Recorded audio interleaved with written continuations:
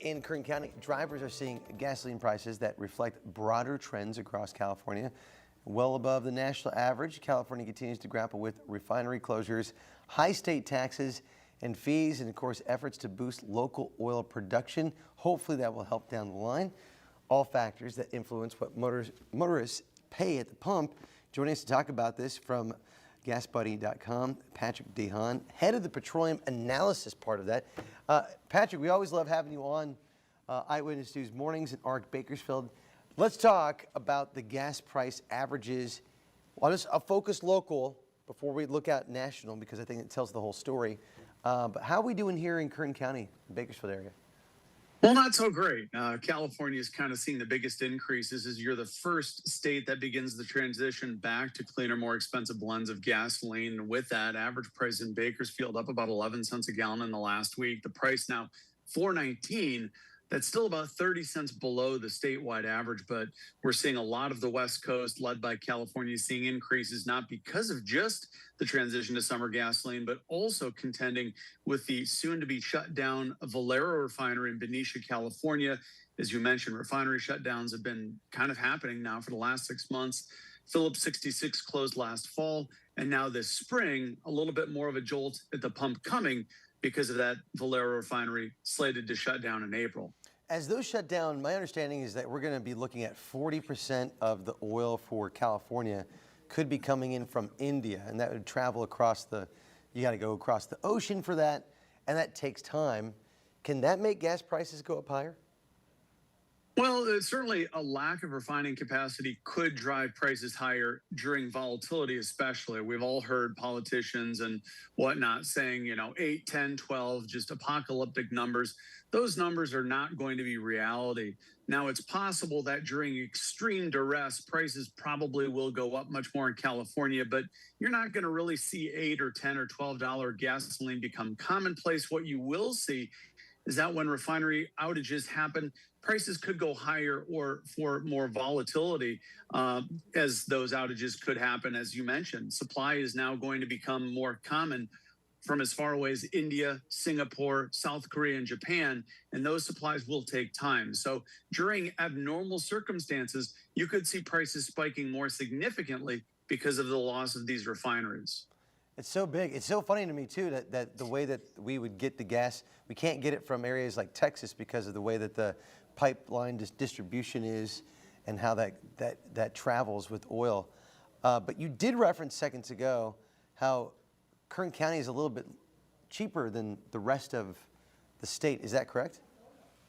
Yeah, that's right. About 30 cents a gallon lower than the rest of the state of California. And keep in mind that much of the Bakersfield, the Valley area is amongst the later to transition back to summer gasoline. So for now, that keeps prices a little bit lower.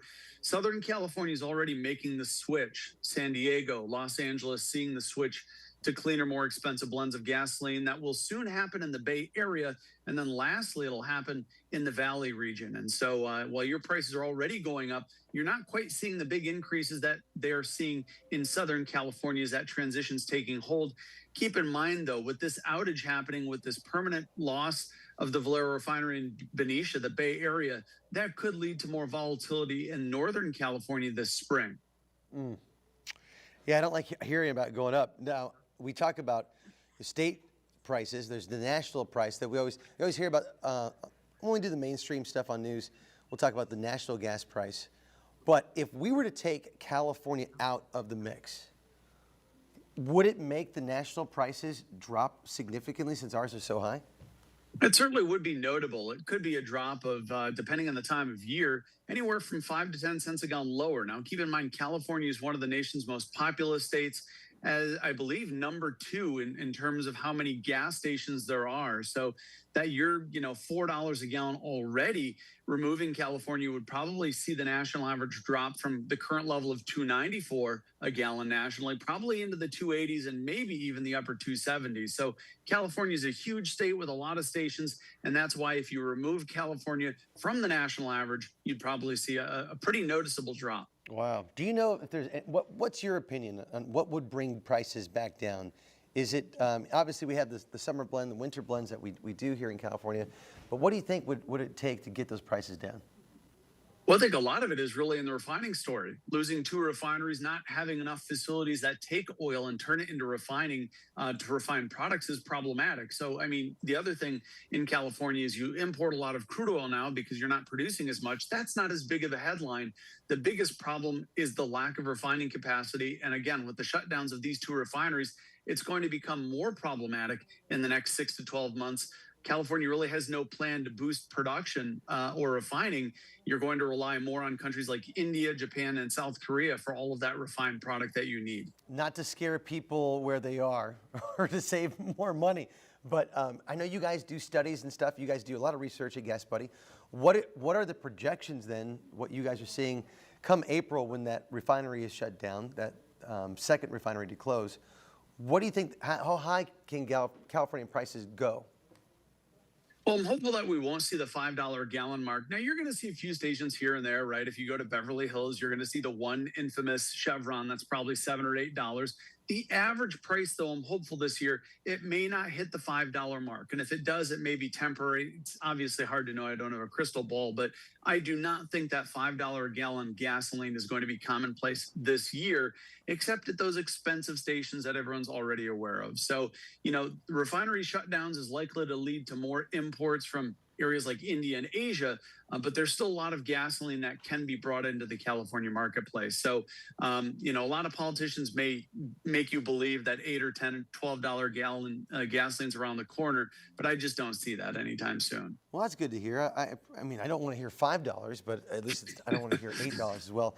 I just went to gasbuddy.com, and if anybody out there doesn't sign up, how easy is it to sign up? For me, it took like seconds, but would you encourage people to do that, what they can learn at Gas Buddy?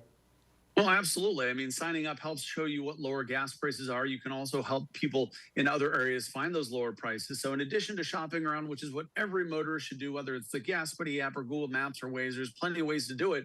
But keep in mind, there's also programs, credit cards, loyalty programs. Even Gas Buddy has a payments card now that can further reduce your price by up to 33 cents a gallon. So nobody should be paying that retail price anymore. I like that a lot. I'm going to get my card today. That's right there, There you go. gasbuddy.com. Patrick Haan, I really appreciate your time this morning. And hey, have a good Valentine's Day, okay? Thanks for having me. Appreciate it.